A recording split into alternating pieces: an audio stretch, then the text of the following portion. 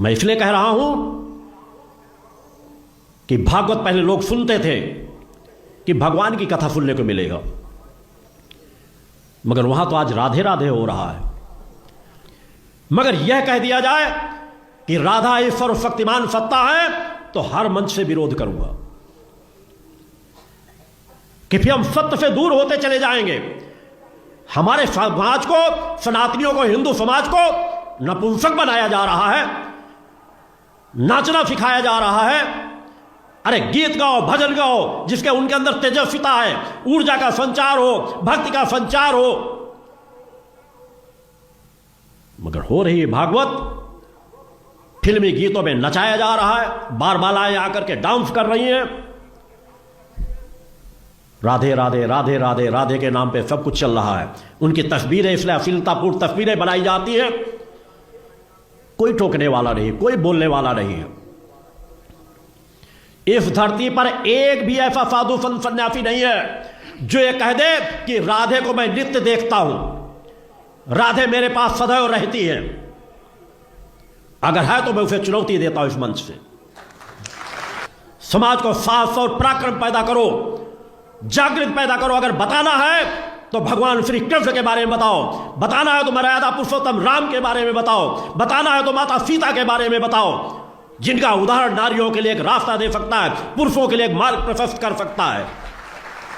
समाज को किस दिशा में बढ़ता चला जा रहा है, कोई नहीं टोकेगा, कोई इसलिए आवाज नहीं उठाएगा कि उसका विरोध होना शुरू हो जाएगा। तो हिंदुस्तान जिस रास्ते में बढ़ रहा है, क्या बढ़ने दिया जाए? सभी साधु संत सन्यासी एक पलड़े पर खड़े हो जाए मेरा विरोध करने के लिए, तब भी मैं सत्य बोलना बंद नहीं करूंगा। सत्य की रक्षा के लिए आया हूं, धर्म की रक्षा के लिए आया हूं। मैंने अग्निपथ का चयन किया है, मैंने फूलों की सेज नहीं मांगी। बोलो गुरुदेव भगवान की जय। 2.5 से 3 घंटे मात्र 24 घंटे में नींद लेता हूं। कितने साधु संत सन्यासी योगी होंगे जो जितने समय में जगता हूं सुबह प्रातः जगते हो? 2:30 बजे नित्य प्रातः जगता हूं। राधे राधे कहने वाले कुकुर मुत्ते 8-9 बजे रात तक पड़े सोते हैं। अधिकांश कथावाचकों की बात करता है, 10% कथावाचकों को अगर छोड़ दूं, उनके जीवन में कोई परिवर्तन नहीं होगा और कहेंगे भागवत सुन लो तुम्हारा कल्याण हो जाएगा। जब सुनाने वाला ही साधक प्रवृत्ति का नहीं होगा, तपस्वी नहीं होगा, तो समाज में क्या परिवर्तन आएगा? समाज धीरे धीरे पतन के मार्ग में चलता चला जा रहा है। दूसरा चाहता हूं कथावाचकों से, इस मंच से भी, कार्यकर्ता बैठक के मंच से, कि पूरी पुरानी भागवत उठा करके देख लो, राधा नाम का शब्द नहीं होगा। मगर कहते जो दिख रहा है वही बिक रहा है। काल्पनिक चीजों में खोते चले जा रहे हैं। ठीक है, हर काल परिस्थितियों में किसी समय राम ने जन्म लिया, किसी समय कृष्ण ने जन्म लिया, हमारे देव पुरुषों ने जन्म लिया, महापुरुषों ने जन्म लिया। ये हमारे लिए सभी पूज्य हैं, सम्मानित हैं, मगर ये हमारी आत्मा के जननी नहीं हो सकते।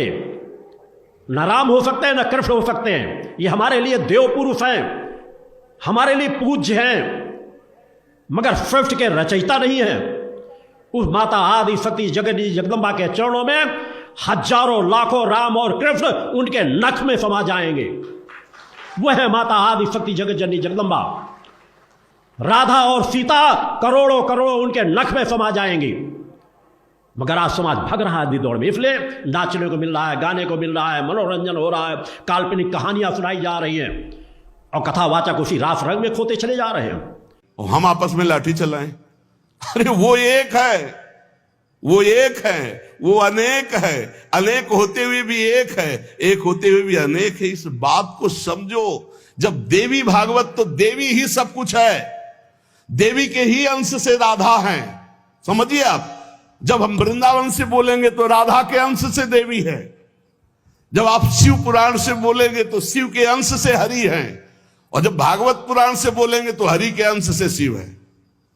आप इस बात को समझिए। जब लीला का बात, लीला प्रसंग आएगी तो उसमें भेद हो जाते हैं। जैसे ब्रह्म ऋषियों ने विचार किया कि इन 3 महान भगवत स्वरूपों में कौन सबसे बड़ा है। क्या उन ब्रह्म ऋषियों को पता नहीं कि हरि ही ब्रह्मा है, ब्रह्मा हरि ही शिव है? शिव ब्रह्मा और हरि में किंचित मात्र भेद नहीं। स्वयं भगवान बोले मैं ही हर हूं, मैं ही विधि हूं, मैं ही हरि रूप हूं, जगह जगह वर्णन है।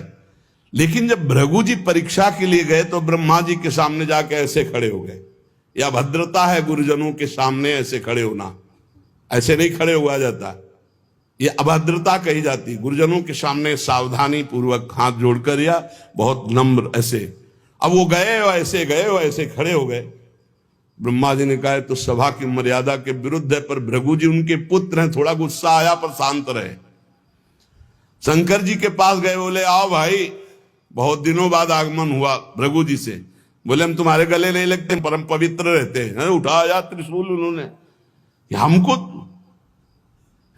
भृगु जी शांत होकर के वहां, और भगवान हरि के पास गए, सैया में पड़े हुए थे, सीधे लात मारी जाके, सीधे छाती पे लात। भगवान उठे और कहा मुझे पता नहीं था आप आ रहे हो, नहीं आपकी अगवानी करता, और चरण दाबने लगे। बोले आपके चरण बहुत कोमल है, मेरी छाती बहुत कठोर, कहीं चोट तो नहीं लग गई। और आज के बाद जब जब अवतार भी लेंगे तब तक आपका भृगु चरण चिन्ह ये हमारे छाती पे बना रहेगा, ये हमारा बड़ा सौभाग्य हो। आंसू आ गए भृगु जी के। अब आप क्या कहेंगे? कोई छोटा बड़ा नहीं, जब लीला होती है और एक ही तत्व है तो रंगमंच पर वही सब रूप धारण किए, जगन नाटक वही भवा, इस बात को सब। पर जब हम किशोरी जी की बात कहेंगे तो किशोरी जी के अंश से सब शक्तियां हैं, और जब आप दुर्गा की बात करें तो आपको वहां से दिखाई देगा किशोरी जी दुर्गा जी के अंश है, क्योंकि इधर से अंश वो, उधर से अंश वो उनकी अंशी, वो उनकी अंशी, कोई अंतर नहीं। इधर से हम बोलेंगे श्री कृष्ण के अंश से शिव, और जब शिव पुराण में पढ़ोगे तो शिव जी के अंश से श्री कृष्ण।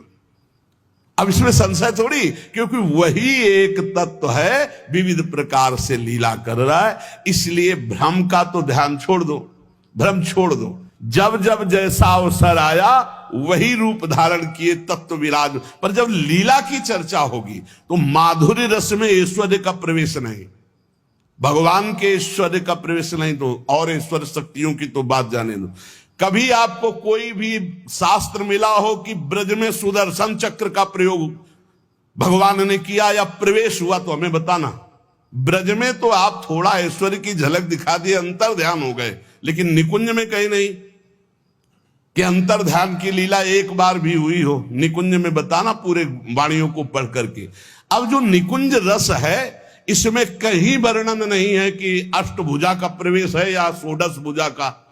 हमारी ही श्री जी सब अंशों से है, लेकिन ऐश्वर्य रूप नहीं, ये महामाधुर्य रूप है। इसी महामाधुर्य की महिमा की हम उपासना करते तो हमारे लिए हमारा उपास्य देव सर्वश्रेष्ठ है। और जब उपास्य देव की सर्वश्रेष्ठता की लीला में देखते हैं तब ये वर्णन आता है कि अनंत शक्तियां, देखो भगवान शिव ने स्वयं वर्णन किया कि ये जो अनंत शक्तियां तत्कला कोटि कोट्यंसा दुर्गाद्यस्त्र गुणात्मिका।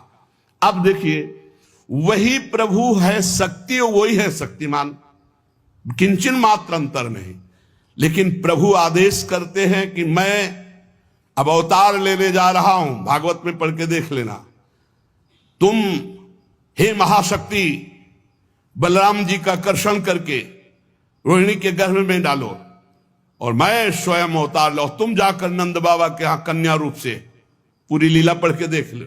और नाम चामुंडा, कुष्मांडा, दुर्गा आदि तुम्हारे विविध नाम भगवान ने रखे, और तुम सबकी कामना पूर्ण करने वाली होगी। जाओ मेरा आदेश है, ऐसा करो। भगवान ने आदेश किया, शक्ति कार्य कर रही।